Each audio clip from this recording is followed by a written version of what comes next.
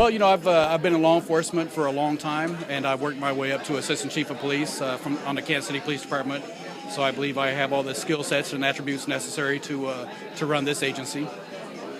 Why did you want to become a law enforcement officer?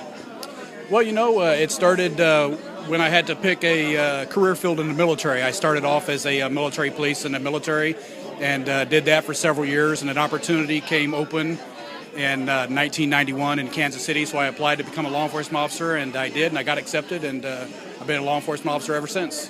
Okay, fantastic. And as we're getting to know the candidates, could you tell me about your family? Yeah, I got my wife, Cheryl, here today with me. She's from Missouri. She's a transplant over to Kansas.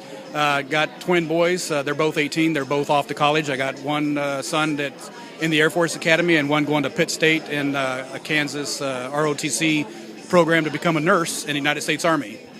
So now that we're empty nesters, we're looking at that next transition in life, and we thought Topeka would be a good place to spend that next transition. And your competitor, so to speak, Mr. Kirk, has been in Topeka for a number of years now.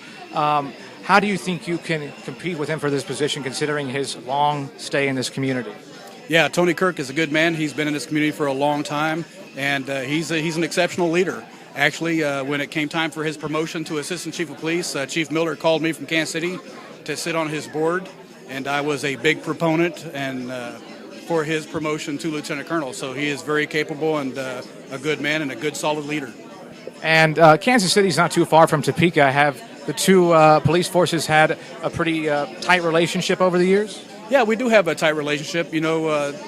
The commonalities that we have is that bad guys have cars, and they often traverse I-70 to go to Topeka to Kansas City, so a lot of our issues are the same, and a lot of the bad guys that give us grief also give the citizens of Topeka grief. So, yes, we do work a lot together, and when travesty happens in Topeka, such as a couple years ago when they had a couple officers killed in the line of duty, Kansas City sent most of its workforce here to handle law enforcement duties while the officers were able to attend those fallen officers' funerals. So we do work together a lot. We train together a lot. We have opportunities around the state of Kansas to where we get together for different training opportunities. So it's been a great working relationship with these guys.